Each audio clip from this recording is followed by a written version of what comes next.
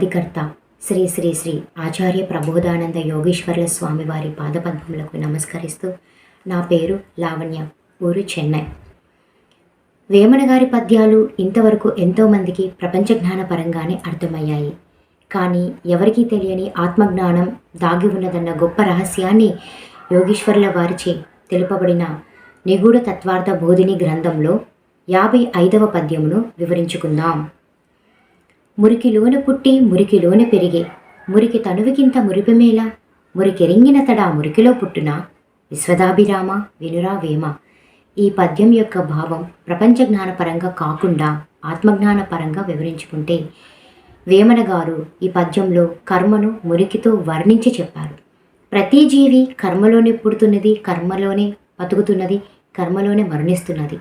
కర్మ కారణం చేతనే కష్టసుఖాలు అనుభూతి చెందుచున్నది. కానీ ఏ జీవి కర్మ వలనే కార్యములు జరుగుచున్నవని గ్రహింపక ప్రపంచ జ్ఞానంలోనే తమ కాలమును గడుపుచున్నవి. ప్రతి కార్యము తమ స్వంత ప్రయత్నంతోనే జరుగుచున్నవని తలచు జీవులు తమ శరీరమును మురిపముగా పెట్టుకుంటున్నవి. కారణం తెలియని జీవులు ఒక్కొక్కరికి ఒక్కొక్క రకమైన శరీరం ఎందుకున్నదని యోచింపక ఉన్నారు.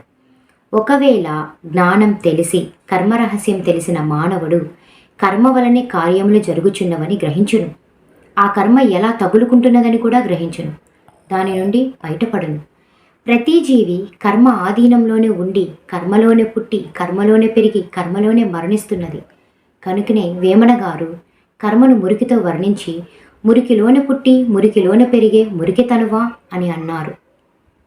అలానే కర్మరహస్యము తెలిసి ఆ కర్మను జ్ఞానాగ్నిచే కాల్చివేసి పుట్టక పరమాత్మలో ఐక్యమగుటనే మురికెరింగినతడా మురికిలో పుట్టునా అని వర్ణించి చెప్పారు. ఈ విధంగా వేమన గారి పద్యాలలో దాగి ఉన్న ఆత్మజ్ఞాన భావాన్ని అందరం తెలుసుకుందాం. నమస్కారం.